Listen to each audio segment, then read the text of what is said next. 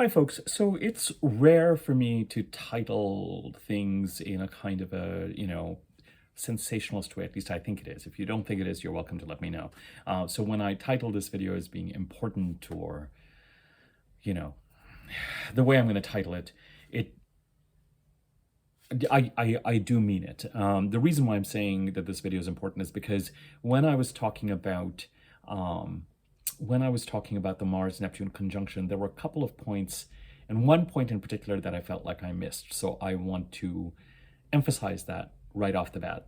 And that's why I'm opening this video this way, to just kind of give you a sense of it. And then, now that we have Mercury retrograde behind us and the eclipses behind us, at least in terms of the dates when those events occur, this whole period from the middle of March to April 28th or so, and I realize that the 28th is tomorrow, has been, for so many people, it has been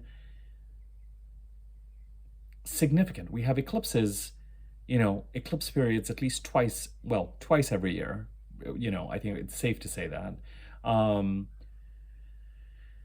Certain years, as the eclipses start to move earlier and earlier in the calendar year, a few years from now, I think we will have an eclipse period, 3 times a year, at the very beginning of the year, in the middle of the year, and the end of the year.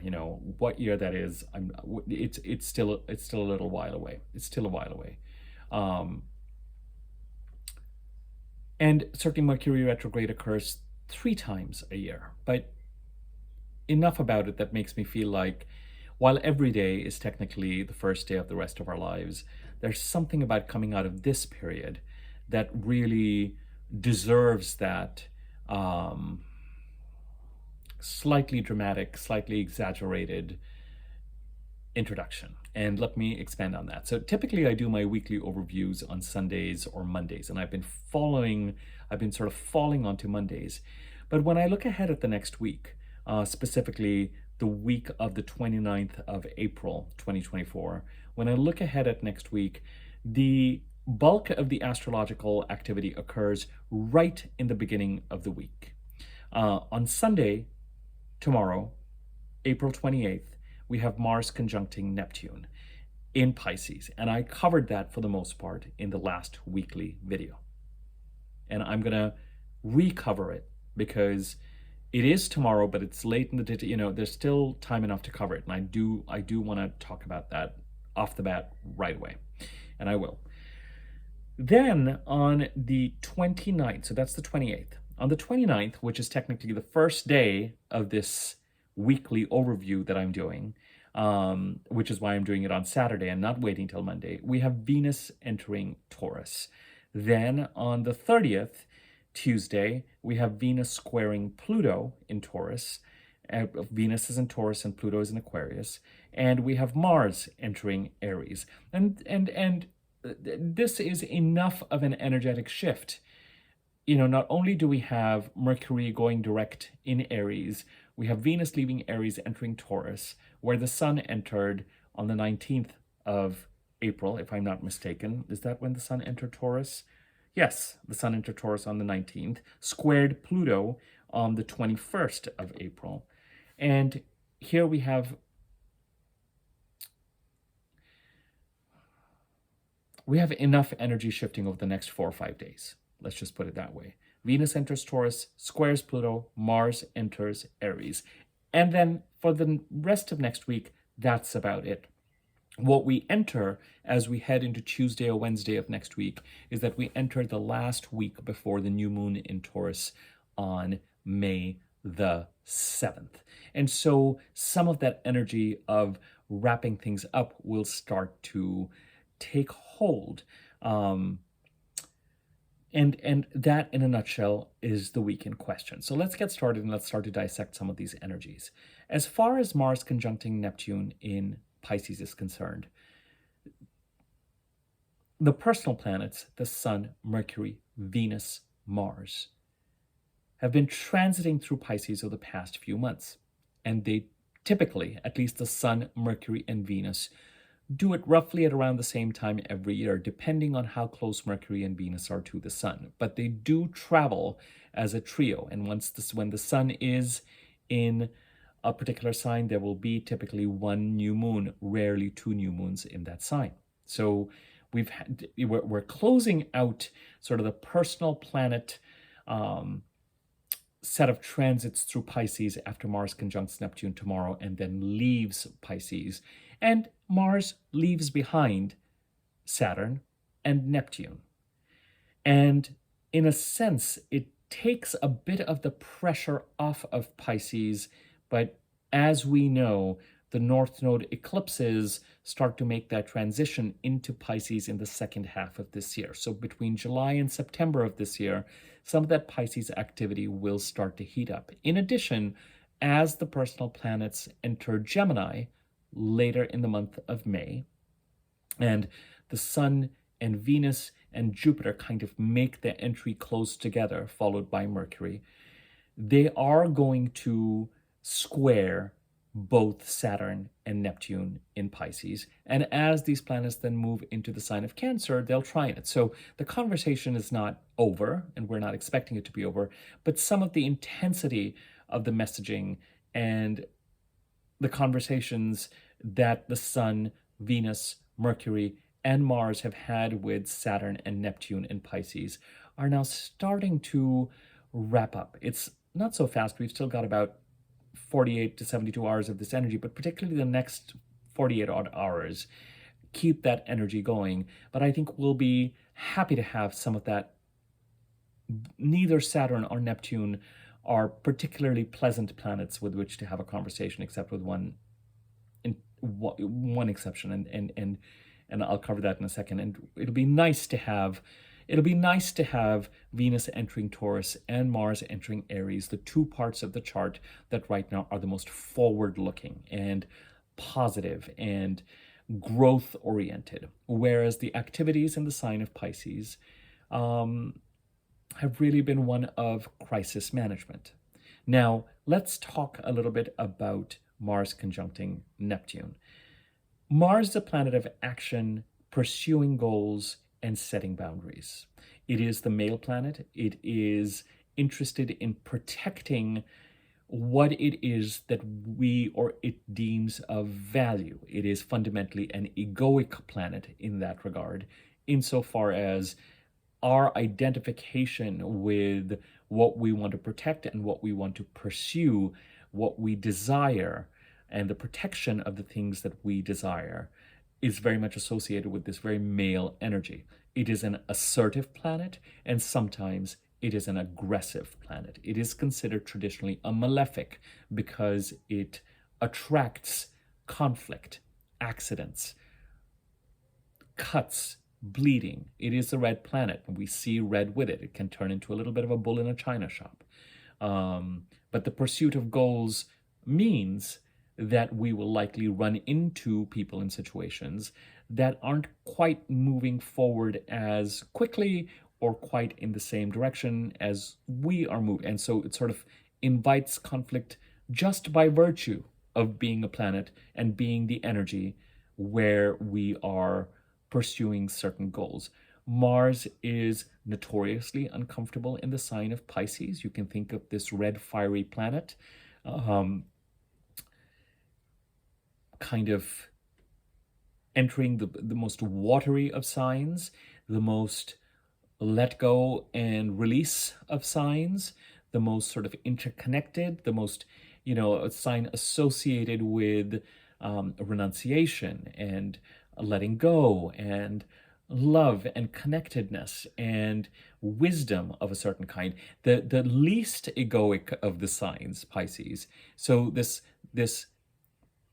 rather egoic of planets, and arguably in terms of its external expression, the most egoic of planet, it's kind of notoriously quenched, or not quenched is the wrong word. It's subdued. But wherever Mars is, the bulk of our energy goes, and so will not surprise me at all if there have been preoccupations with pursuing goals and setting of boundaries in the Pisces part of the chart, which, given the fact that we have been in the time period of the eclipses and Mercury retrograde, even though that activity has been in Aries. And given the fact that we have been excited about the seismic shift, and there's a video I did on this a few videos ago, so you're welcome to take a look at it, with the Jupiter-Uranus conjunction in the sign of Taurus. Again, the Aries and the Taurus parts of the chart, most expansive, the Pisces part of the chart, crisis management. It may be that the Mars energy in Pisces has been a little bit subdued and a little bit meditating on what action to take. Now, Pisces is the part of the chart, as I've been mentioning in a number of videos, and I'll keep this brief because I don't want people to start getting bored with, but this is really for people for whom this is new information, and if it is, you can scroll through my video list, the last 15, 20, 25 videos, and find the topics where this is visited in greater detail. Where there has been, Pisces is the part of the chart where, as I've mentioned, there has been some sort of a crisis brewing and kept active since 2016 and 17, but even felt accelerating between 2014 and 15.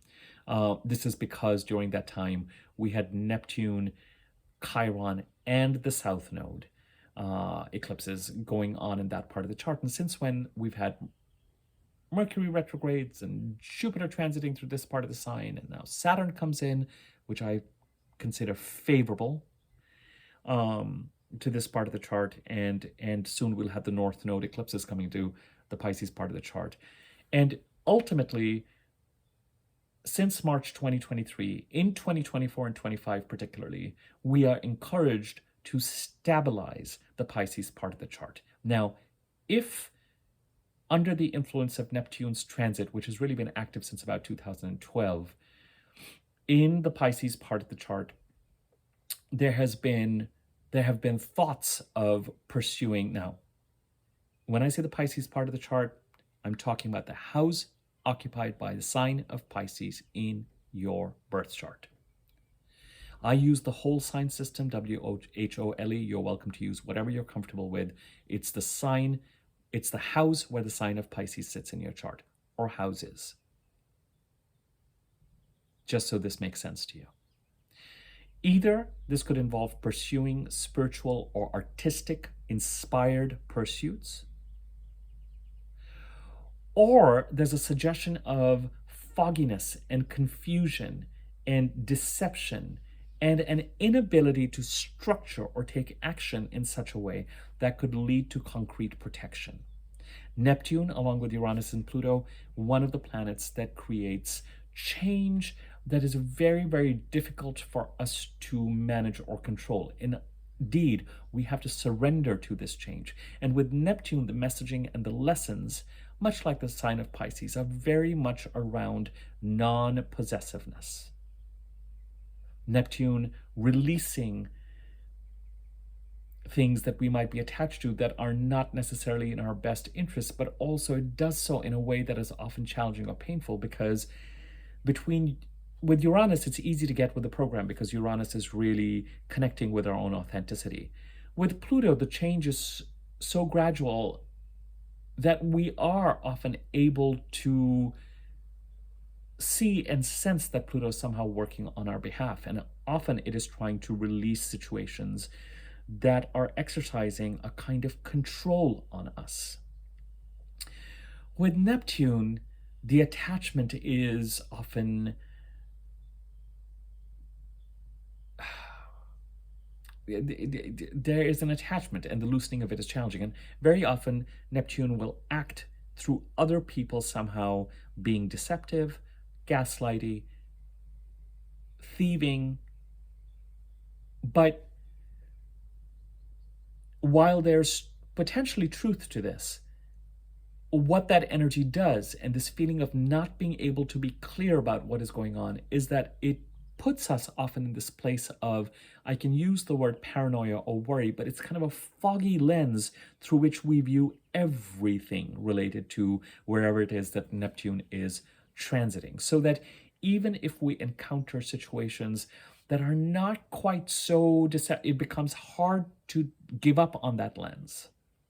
So that is what creates this kind of smoke and mirrors, delusional quality to it, where we don't know whether actually somebody's gaslighting us or we're gaslighting ourselves or something's actually going on or not.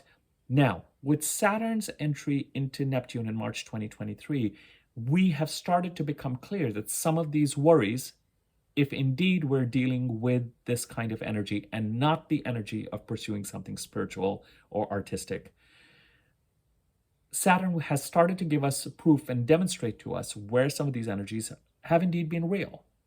And that is helpful.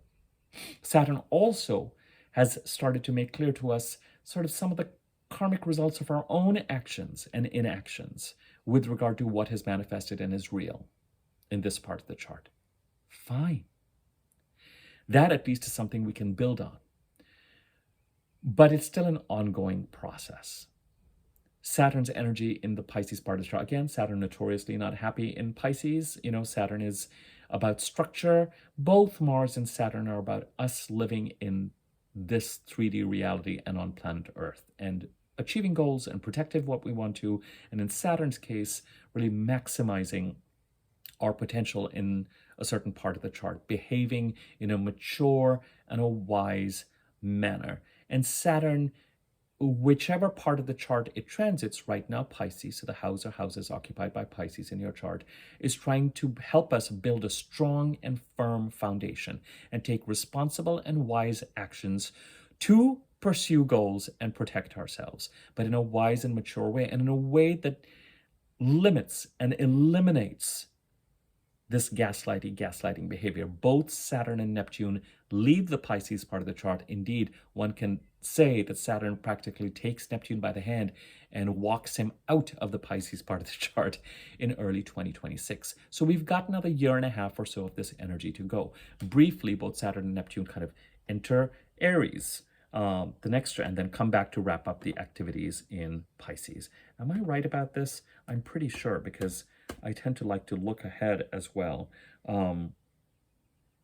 Yeah, Saturn, Neptune briefly for about 6 months of 2025 is going to be in the Aries part of the chart, and Saturn also in 2025 is going to around the same time.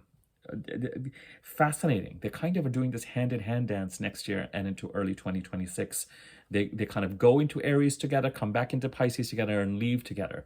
It'll be very interesting to see what this does to the theme of structuring things and stability next year will become very, very strong. Now, with Mars conjuncting Neptune, after Saturn's entry into Pisces, this is the only transit of Mars in Pisces that we get while Saturn is still there, because Mars takes about 2 years to go around a chart. By the time Mars comes back to Pisces again, both Saturn and Neptune will have moved into Aries. So, and in Mars's case, Mars conjuncted Saturn in Pisces earlier this year. Shall I find that date for you? Sorry, give me 1 second. Mars conjuncting Saturn. When did that happen? Do I have that date on me? Will you bear with me? I feel like I should give you that date.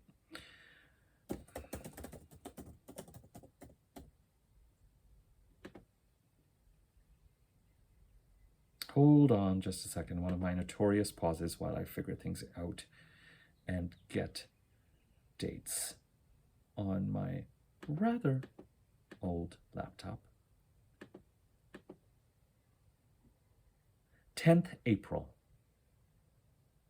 Mars conjuncted Saturn. So Mars and now, of course, tomorrow, Mars conjuncts Neptune.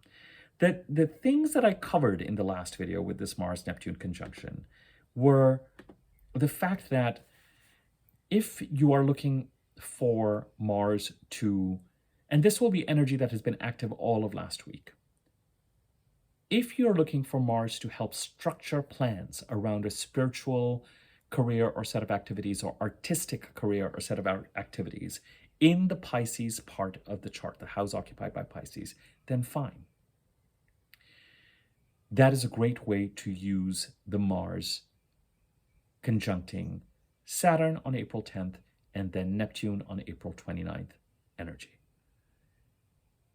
It's also possible or likely that as Mars conjuncted Saturn and as Mars conjuncts Neptune, if you're dealing with some of this kind of more gaslighty or deceptive energies, it could indicate, and this is where things become tricky.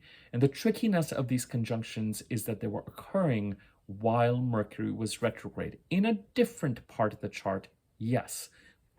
But you can never view an aspect just in isolation. You've got to get a sense of where all of us is and where all of us is sort of traveling through, and where are our mental processes at, where is our communication at.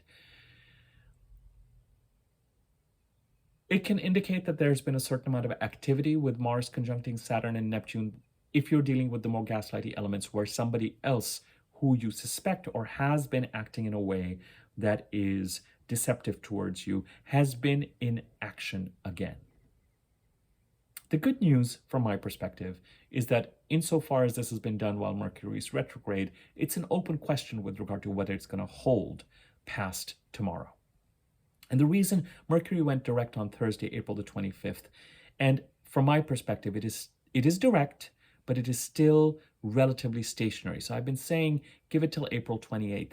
But as I come to the second part of this video, I would be surprised if we don't have ants in our pants to move forward at this point in time with regard to this idea of, sort of welcome to the first day of the rest of your life kind of feeling that we are also having. So with Mars conjuncting Neptune, structuring, taking action, more likely coming up with a plan to concretize and take actions around spiritual, artistic activities related to the Pisces part of the chart. Becoming aware of, watching, observing activities that might feel a little bit deceptive but are still unclear. Thinking about coming up with a plan as to how to address this, ideally after Mercury moves forward, would be the ideal use of the energy during the month of April. And after tomorrow,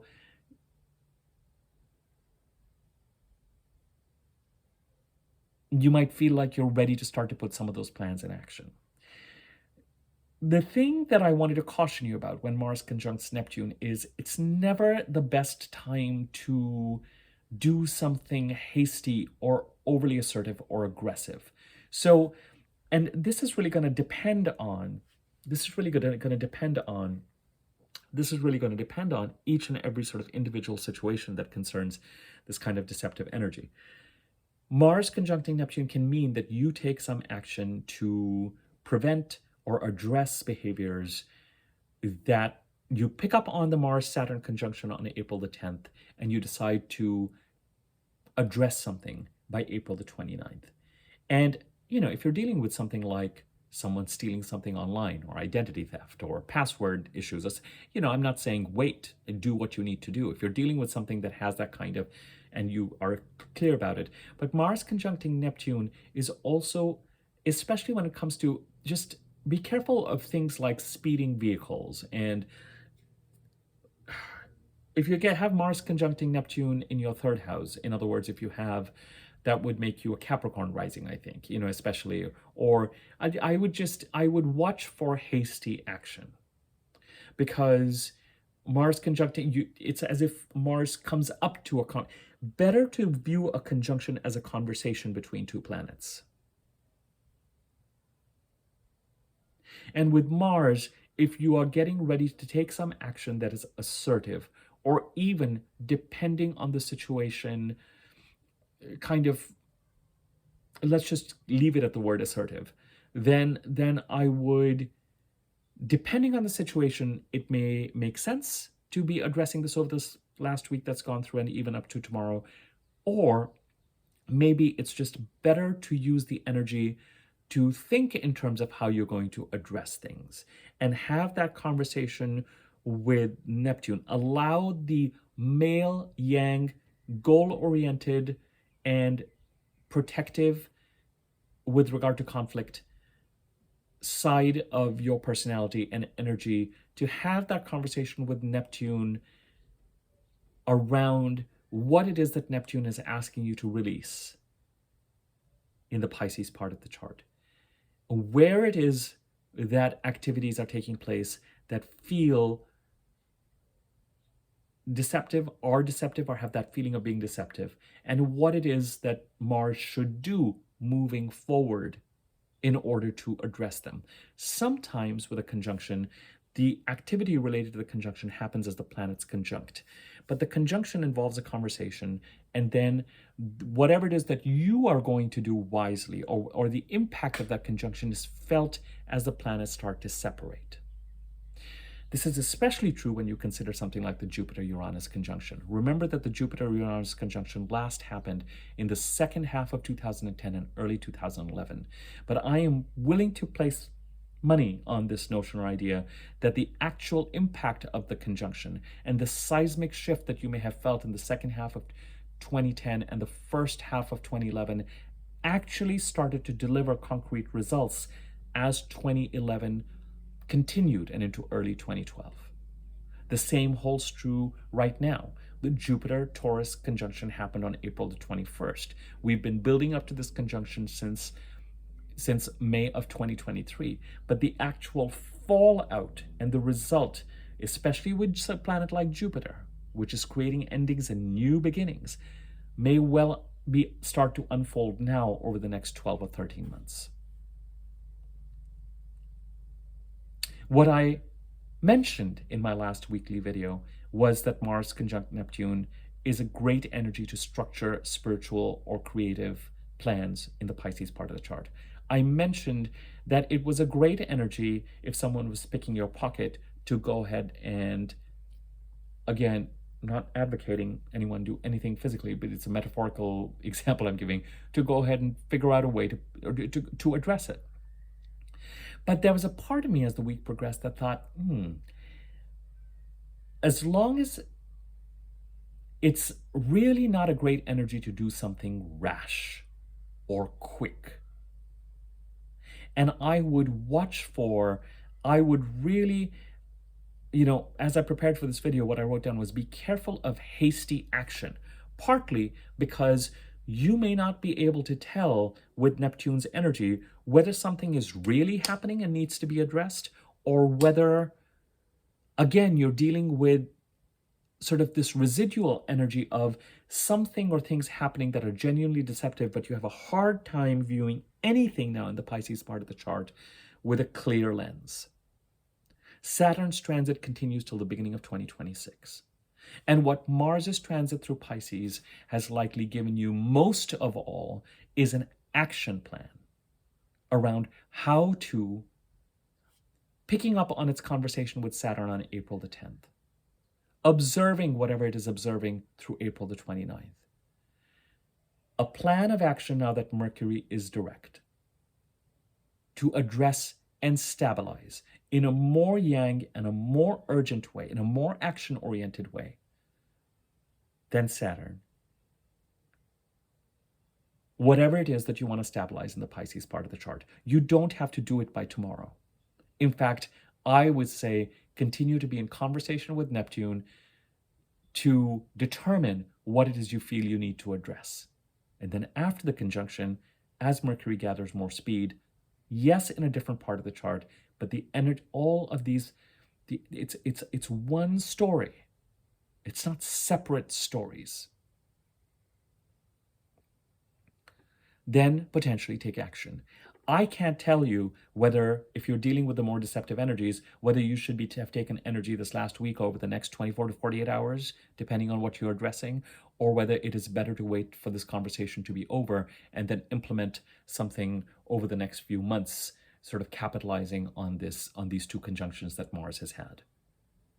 What I can tell you is that Mars's transit through Pisces with the conversation with Saturn and now with Neptune gives you the potential, and I am willing to put money on the idea that actually more that gives you a plan around structuring how to move forward spiritually, artistically, or more concrete ideas about how to address deceptive energies than you've had before in the Pisces part of the chart, even going back to 2012 or thereabouts.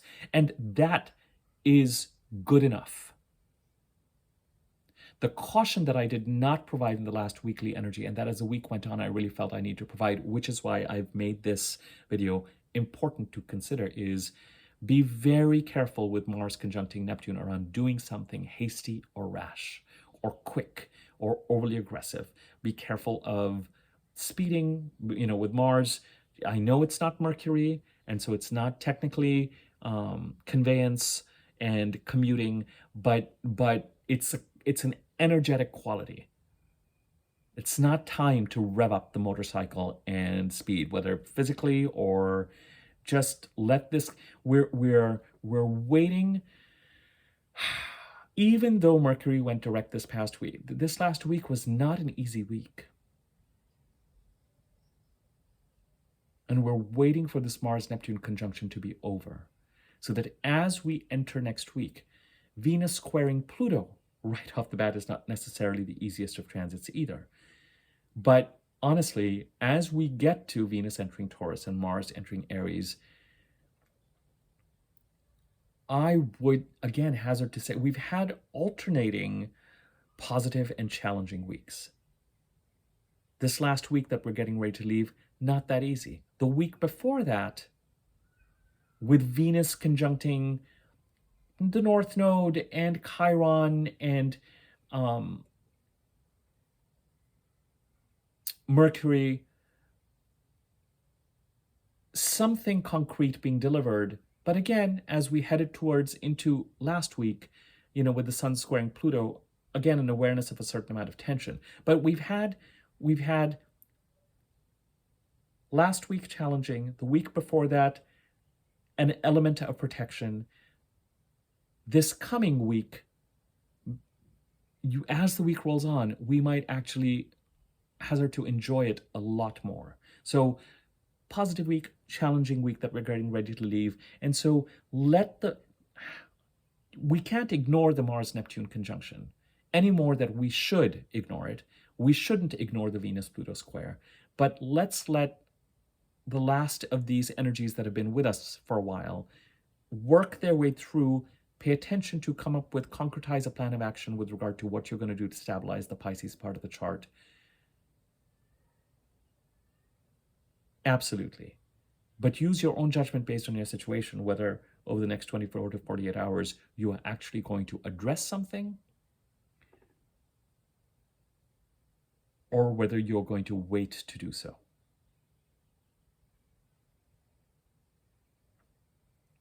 And you're not going to need to wait long. All I'm saying is wait till the middle of the week. But again, it depends on your situation. It depends on your situation. And this is where the rest of this video now starts to play. But the biggest thing with the Mars conjunct Neptune,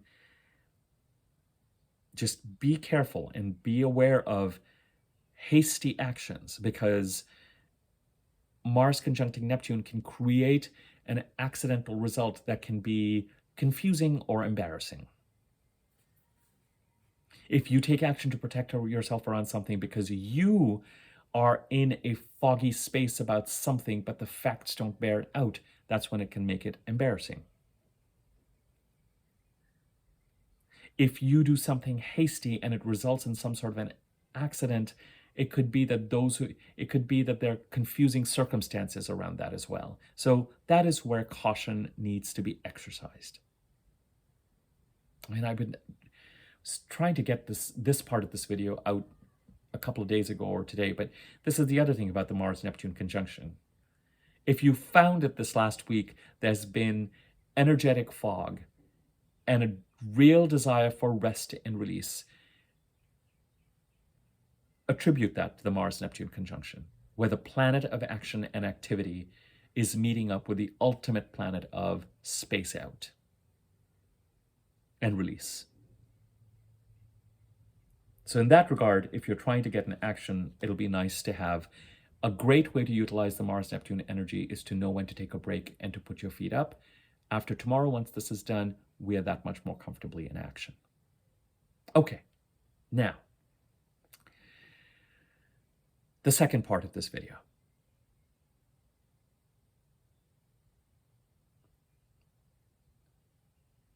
The broad narrative is as follows.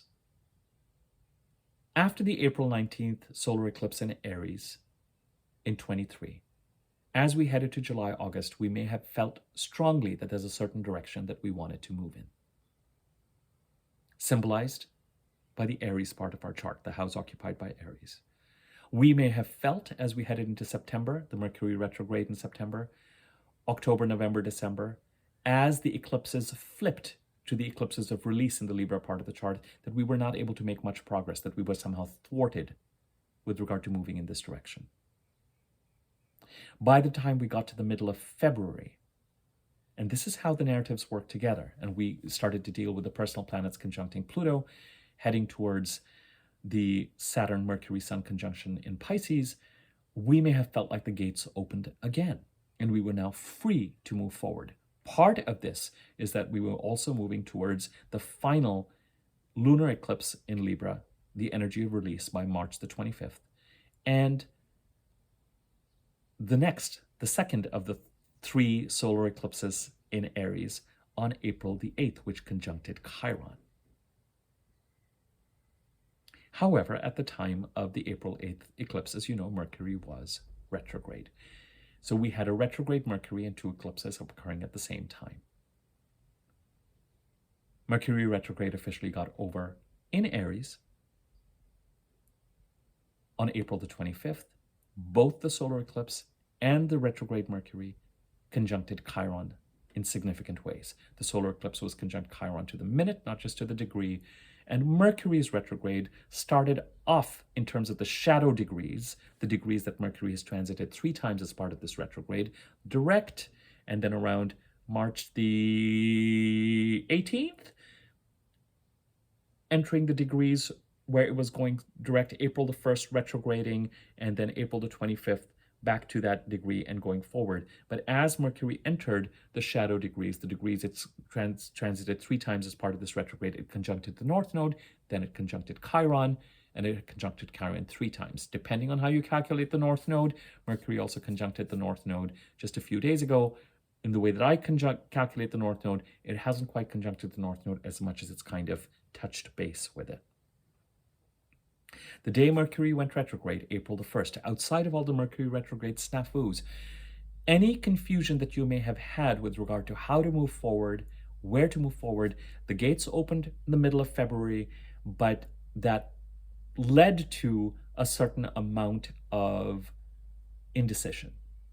More people entered the eclipses and the Mercury retrograde with a sense of confusion and indecision, and even kind of awe, than not, at least in my experience. And it is the eclipses and this Mercury retrograde that have both, with the eclipses, opened and closed doors for us, letting us know which door to focus on, and also made available to us and visible to us what may have been in our blind spot, or what we may have intuitively been aware of, if we may have gotten data so that we have been able to go back to the drawing board. And really, at this point in time, we are at a point where we know what we need to release and which direction we want to go in. So the narrative of March the 17th, 18th to April the 28th has been one of moving from indecision to direction.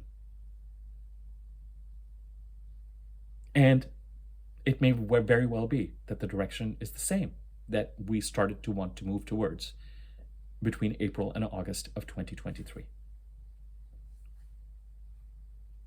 And keeping in line with this narrative as to what we're being led to move towards, in the Aries part of the chart, there's one more solar eclipse in Aries next year, 2025, on March the 29th, and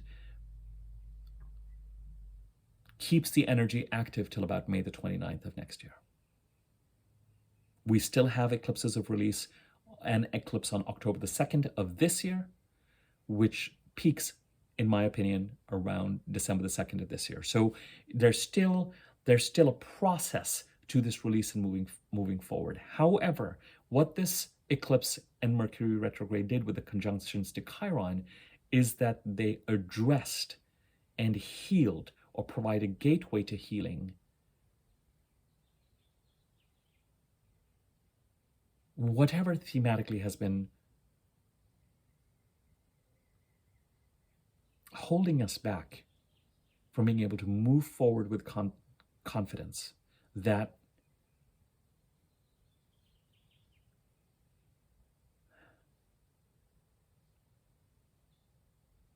relates to wounds and psychological wounds that go all the way back to childhood. So while the April 19th eclipse of 2023 announced the direction, put the carrot in front of us, the April 8th eclipse of this year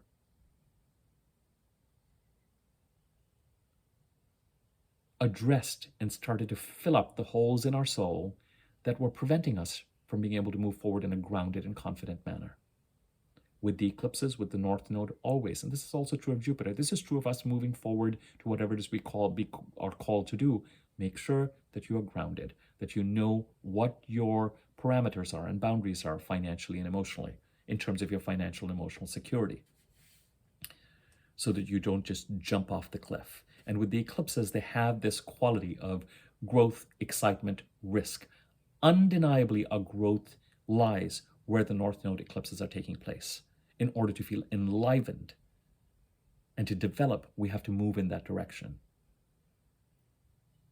But in the way that society is structured today, in most parts of the world, there is this conflict between safety and security and growth. So you've got to make sure that you are addressing and managing what your requirements are with regard to your security. Because following the path of growth could lead you in a direction, temporarily especially, that is less secure.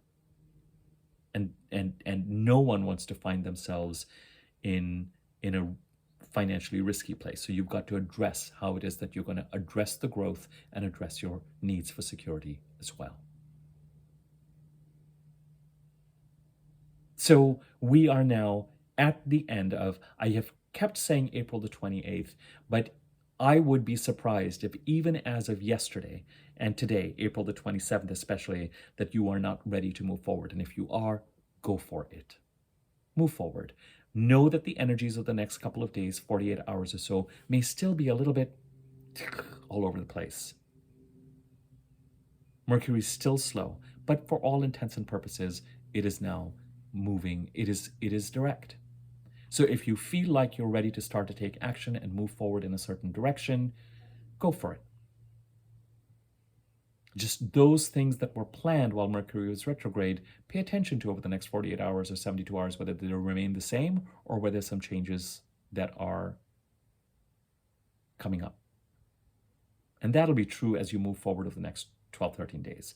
Mercury clears the shadow degrees, I think, on May the 13th. Mercury clears the shadow degrees on May the 13th, and on May the 6th, it makes its final conjunction with Chiron. Now, as you move ahead, the moving ahead has been symbolized by the Aries part of the chart, and with the Jupiter-Uranus conjunction. That's ultimately what trying to stabilize the Pisces part of the chart and honoring and moving forward with the eclipses in the Aries part of the chart are supporting, is this Jupiter-Uranus conjunction, this seismic shift in the Taurus part of the chart. The Sun has already entered Taurus and squared Pluto in the process last week. On the 21st of April, Venus enters Taurus in a couple of days on the 29th, 2 days from now, and on the 30th squares Pluto. Do not look at squares in terror. Look at it from the perspective of what Venusian action, financial, relationships, partnerships, creative. What Venusian action needs to be taken related to the Taurus part of the chart that's going to allow Pluto in the Aquarius part of the chart to create the transformation that Pluto is trying to create there over the next 17, 18, 19 years.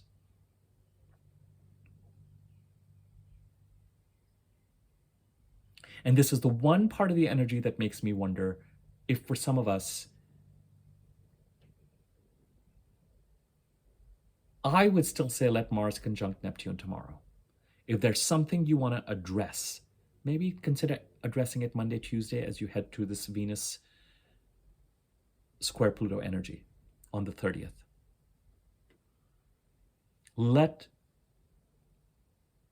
Tomorrow's the 28th. Let the Mars-Neptune conjunction, this is what I'm leaning towards.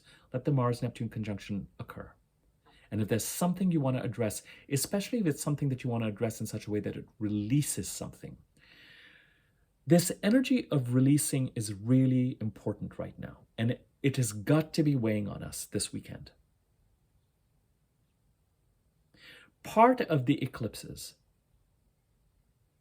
what is it that creates confusion? What is it that creates indecision? It's a lack of commitment to moving forward in a certain direction, and hand in hand in that is a terror or reluctance or an inability to release a certain situation or a certain set of circumstances, or a certain vision, or a certain set of goals, or a certain plan. That is what we entered this spiral of Mercury retrograde and eclipses within the middle of March. But since the middle of March, we have likely been shown which doors are still open for us, or door that we need to continue to pursue. We may still have gotten, I think, some sort of confirmation related to the Aries part of the chart, going back to what we were contemplating after April the 19th of 2023, of the direction we want to move in. And we may have been given clear signs and signals by now of what it is that we need to be releasing, partly because the eclipses kept certain doors closed, even though we were knocking on them. Partly because they may have been made clear, even as you headed into Mercury retrograde in the beginning of April, made clear what actually might have legs and what might not. Where there's growth and where there likely is not. You may have spent March and entered this period going, well, shall I still, stay with this, and shall I move forward? And I don't know, and it just feels like it's involved. And how on earth will I get?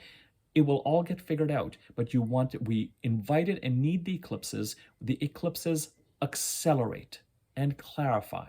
Mercury retrograde, while it creates a certain amount of chaos and mayhem around surface Mercury issues like technology and travel and bags and customer service and communications, understood, not ideal. At the same time, Mercury retrograde also clarifies and reveals what has been in our blind spot, or what we've kind of intuitively been wondering around or feeling about, or may have put a pin on, and then it sort of becomes clearer. And part of this process then allows us to say, you know what? I'm now clear about what direction I need to move forward in, but I'm also clear about what it is that I need to release, energetically or physically. Part of that release process might involve and refer back to the conversations that Mars has been having with Saturn and tomorrow, Neptune and Pisces. And part of these squares to Pluto as the planets enter Taurus may very well be around what direction do we move in. The Sun squaring Pluto on the 21st, as I said, was about awareness. With the Sun, it is an internal awareness. With Venus, it is pursuing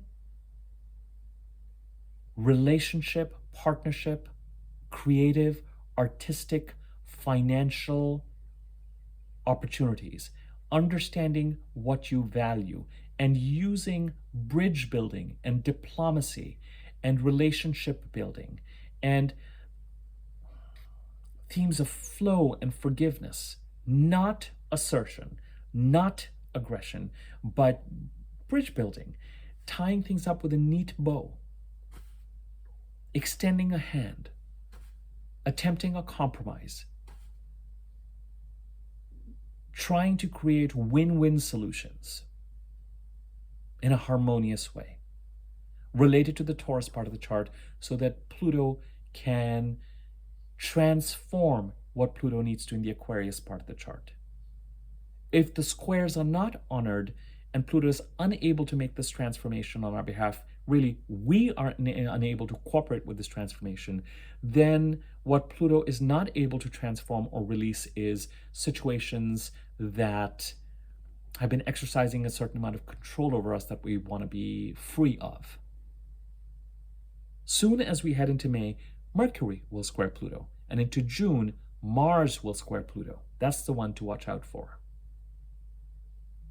But at the same time, by that time, indeed, as we head, the part of the reason why I'm not worried about the squares to Pluto is because, as always, in about a month's time, we're going to be dealing with powerful trines to Pluto.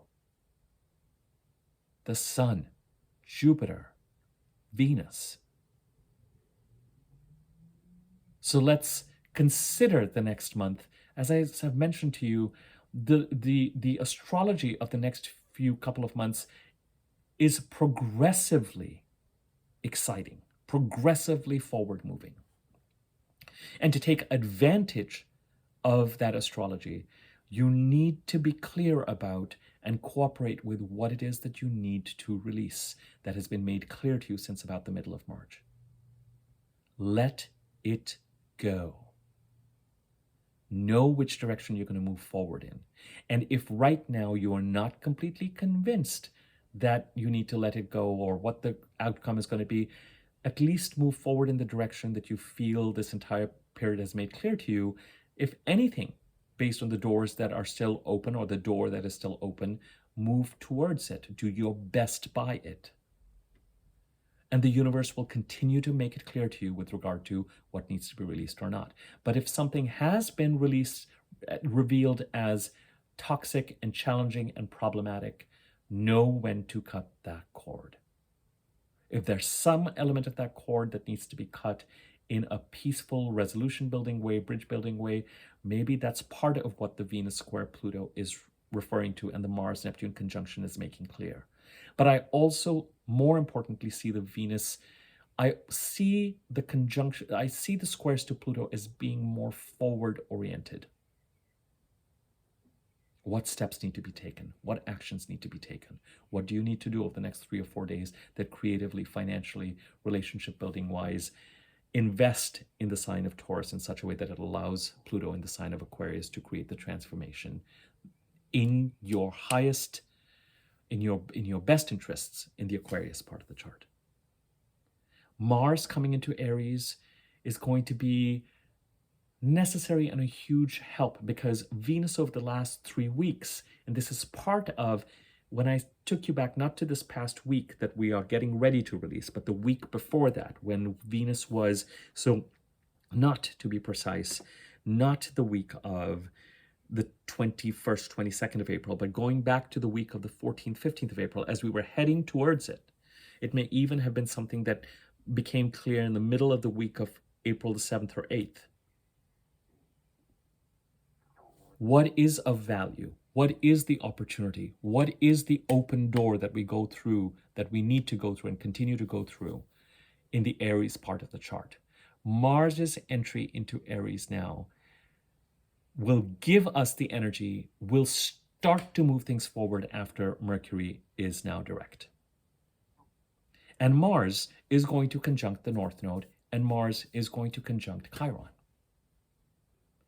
The pursuit of goals around what we value or what is valuable, symbolized by Venus's transit through Aries in the past, over the past 3 weeks in the Aries part of the chart. Now with Mars's entry, makes pursuing and protecting that not only a concrete reality, but as these days start to unfold and as the next 5 or 6 weeks unfold, a necessity. That is where your energy is going to go. Venus entering Taurus is going to build on that, and it's going to make clear. Venus is one of the 2 planets, I think, that the Sun and Venus are the 2 planets that will conjunct both Jupiter and Uranus in Taurus. By the time Mercury and Mars enter the equation, Jupiter at least will have moved into Gemini.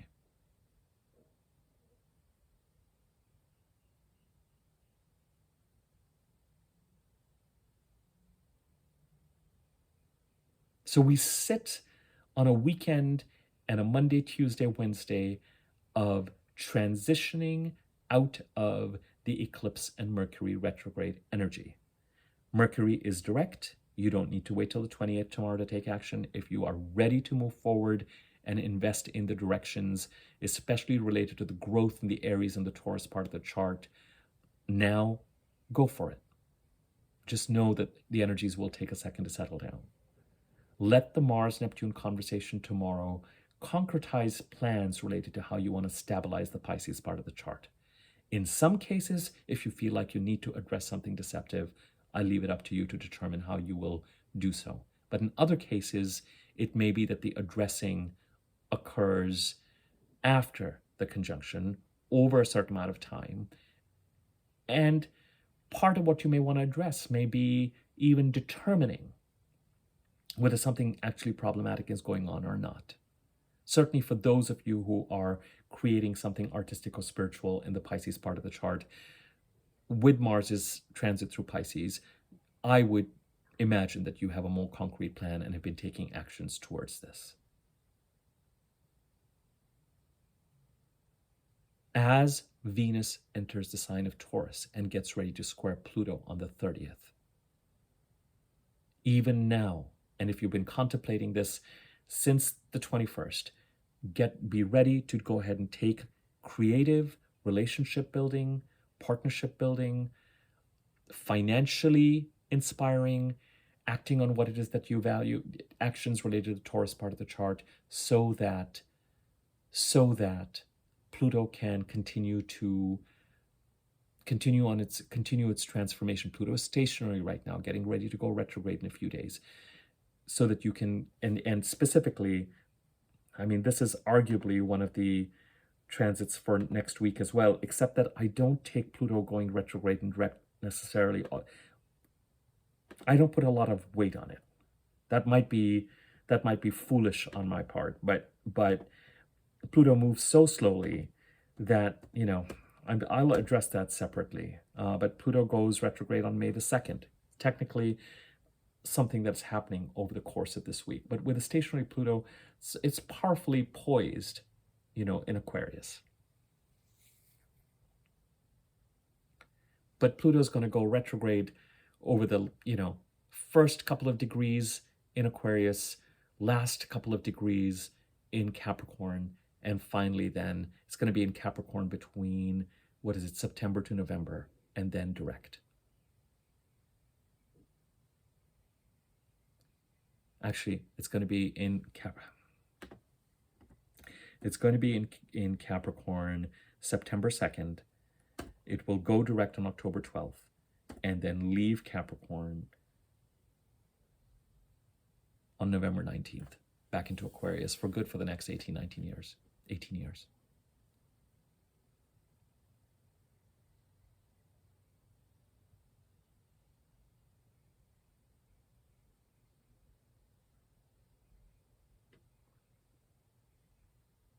I say that I don't give it a lot of weight, but it is actually the reason why this is going to be an interesting Pluto retrograde, because it is going to take us back to and revisit.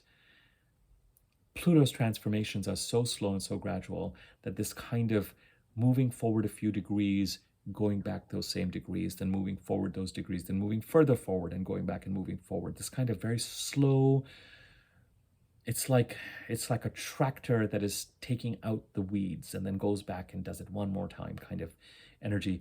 The thing that it takes me back to, at least in the Aquarius part of the chart, is that time between January 20th and February 20th, when the personal planets, especially Mercury, Venus, and Mars, conjuncted Pluto, February 5th, and then the second week of February 14th and 17th. And somewhere, while it is in Capricorn, of course, till September, it is going to go over those degrees again. Retrograde, revisiting, reversing. And then between September and November, we revisit themes related to December and January, November, December, and January in the Capricorn part of the chart one final time. But more relevant to us in expressing our energy, following the sun's awareness into Taurus squaring Pluto, we now have the potential to take creative relationship building action that then will get picked up by Mercury as it gets ready to enter Taurus. Mercury enters Taurus. This has been a dense video. I said it was important, but I wouldn't be surprised if you guys have a headache by now. Mercury enters Taurus on May the 15th and squares Pluto on May the 17th, I think. Let me just confirm that for you. Yeah, May the 17th. So by that time, whatever activities, whatever of values established, whatever relationship building, financial building activities in Taurus are put in place by the 30th of April, communications around that, agreements, potentially contracts around that, come up around the middle of May.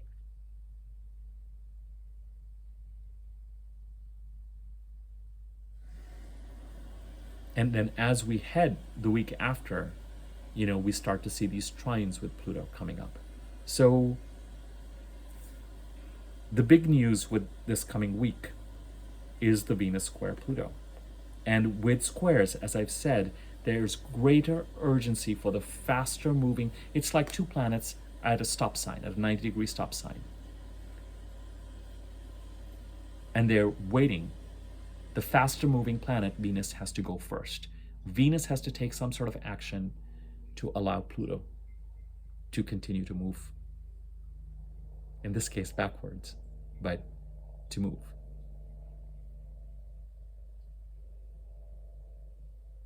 There is a standoff. There is a waiting. There is a reckoning. Pluto is stopping Venus, but it is also waiting on Venus to take some action that it is dependent on. And squares energize more. With squares, there's a much higher chance of action being taken. There's almost a necessity set up astrologically and energetically. With trines, as they say, trines are the more favorable aspect, but sometimes the energy of the trine is there, and because it's so harmonious, we just don't take advantage of the trine. But with squares, it's kind of inevitable and has to be done. So I've conveyed to you in this video, I keep trying to do videos that are less than an hour long, and I will succeed, but there's just stuff to say. And also, not only is there stuff to say, it's just a very important and a very potent astrological time. I mean, I don't know what to tell you. Part of the reason why these videos have been an hour long is based on the rest of the work that I'm doing, what I'm noticing, my readings, etc. It's just been a really potent time. So I'm trying to just get you the information that I can that will be helpful to you. And you can, of course, watch these videos in bits and pieces as well, as long as you're finding them useful and helpful. I wanted to convey to you with the Mars-Neptune conjunction, even though I talked about in the last weekly video, to be careful of being too rash with that conjunction.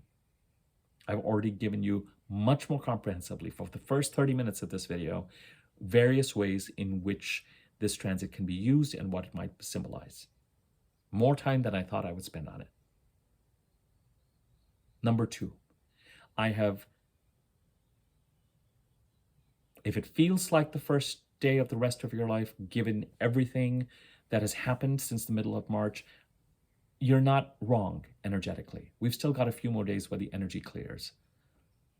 And by that I mean, let the Mars-Neptune conjunction happen tomorrow.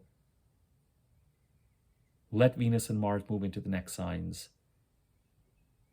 The one place of action and activity that you should be considering, and in general, if you feel like you're ready to go, and if it resonates that you're ready to move forward in the Aries part of the chart in a more decisive way, then that energetically feels right. Congratulations, we made it. We made it from coming into a place with confusion and indecision to recognizing what we need to do next. And part of what we need to do next involves releasing what we know we need to release. And it's going to be one of two things: something that may feel secure and safe and comfortable, but where we realize there is no growth, where the doors aren't open. So fine, you don't have to, there's no hasty timeline. It could take you the rest of the next 12, 13, 14 months to finish that kind of release and move in the Aries part of the chart, given the fact that there's still eclipses occurring to support that. The other type of release may be more urgent, which is whatever is energetically holding you back in a way that is not fruitful and is toxic. That you may just decide that you need to release. Part of that, the Mars-Neptune conjunction will address, so that you come out of this Mars transit through Pisces with a plan of action around, as I've said, either concretizing creative or artistic, creative or spiritual pursuits in Pisces, or addressing anything that feels foggy or deceptive or not concrete, or is a potential source of loss in the Pisces part of the chart. And if it means that a certain loss is destined and you need to put up with it, fine, but at least you are going to take the actions that you feel you need to take in order to protect yourself and to stabilize and to create a strong foundation in the Pisces part of the chart.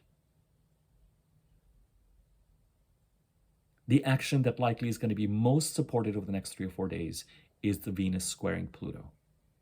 What relationship building, harmonious, financially building action or activity do you need to take or invest in such a way that allows Pluto to create a positive transformation for you in the Aquarius part of the chart? By all means, invest in that.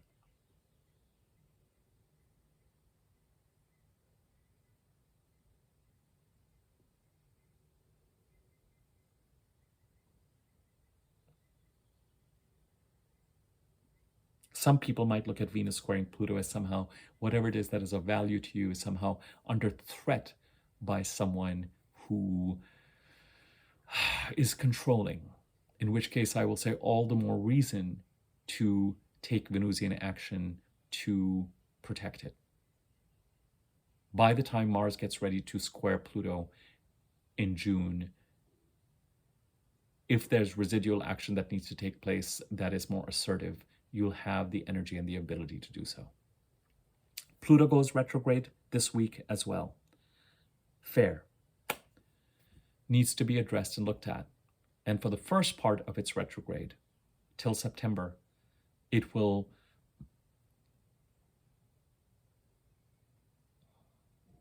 somehow take us over, particularly energetically, what we experience from, I'm sorry if you hear my stomach growling.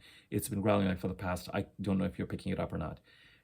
I do need to get something to eat, and I thought I would do this video and I would then get lunch, but you know, it is what it is, and I can't stop it from making these sounds, so just enjoy them. Goodness. So Pluto going retrograde till September, of course, is going to retake us over, I'm just laughing at my stomach making sounds, retake us over, particularly revisit the January 20th to February 20th period of this year. And then September to November, retake us over November, December, and January of November, December of 2023 and January of 24 till about January the 20th. Revisiting those themes and kind of completing the transformation that it is trying to get us to complete there. And after November, we're done with the Pluto transit in Capricorn since 2008. I'm going to address that as we get closer to September. In general, the only other thing with this week to keep in mind is that there are actions that we will be taking. As we head to the end of the week, we might feel more energetically depleted. because we're heading towards the dark of the moon. I've been saying this to you all along. All along. We're going to be ready to move forward after April the 28th.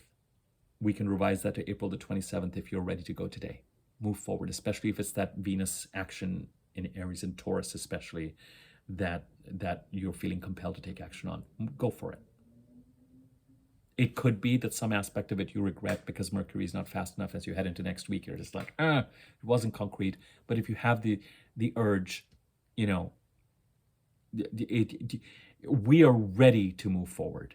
And it does have that energy of, we've got this stuff behind us, and it's sort of the first day of, let's go. And that's,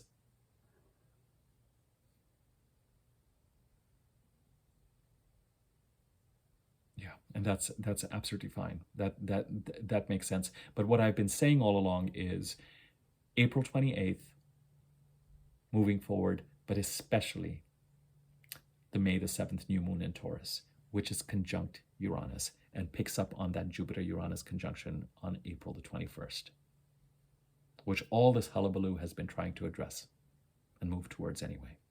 So there will be some activity and forward movement over the next 10 odd days, but it's really that May the 7th new moon that is going to be that match. And that new moon, the full moon in Sagittarius are 2 weeks after that, that opposes, that is so conscious of Venus and Jupiter and the sun together, the sun in Gemini, Venus and Jupiter being together, and Taurus getting ready to move into Gemini. The Gemini new moon, that is 2 weeks after that, that is going to be conjunct Venus. These are all, it's forward movement time again. And the month of May, remember, is symbolized in the Tarot with that death card. We'll talk about that. We'll talk about that in the next video.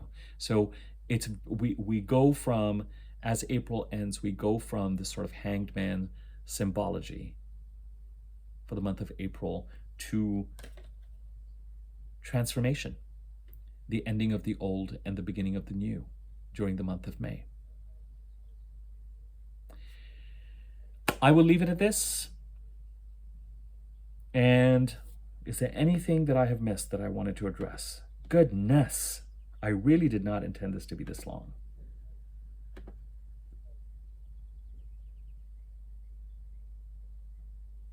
No, that's it. That's it. I want to talk, the next video I'm going to talk about the three remaining aspects in Aries.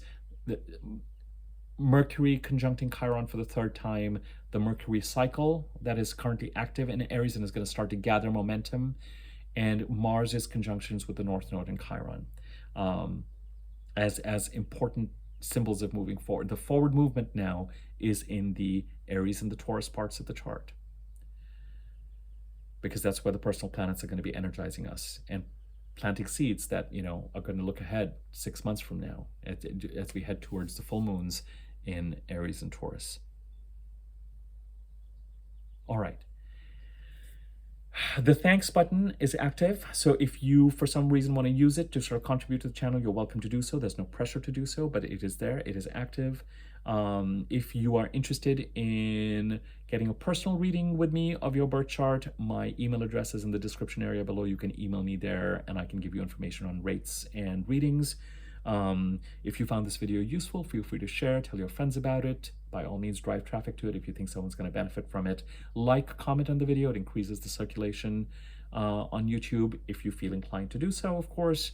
And if you haven't already, feel free to subscribe to my YouTube channel. There's a bell icon next to it. If you hover over it, there's a wiggly bell on top. If you click on that, you'll be notified when I do new videos.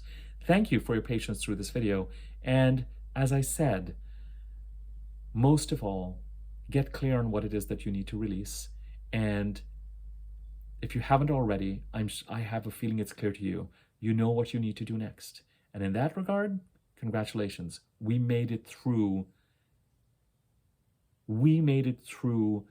one of the more transformative astrological periods that I have seen and encountered.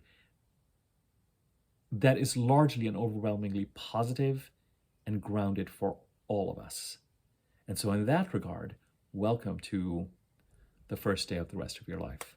And by all means, if it resonates, move forward in the Aries and the Taurus directions, but particularly the Aries direction.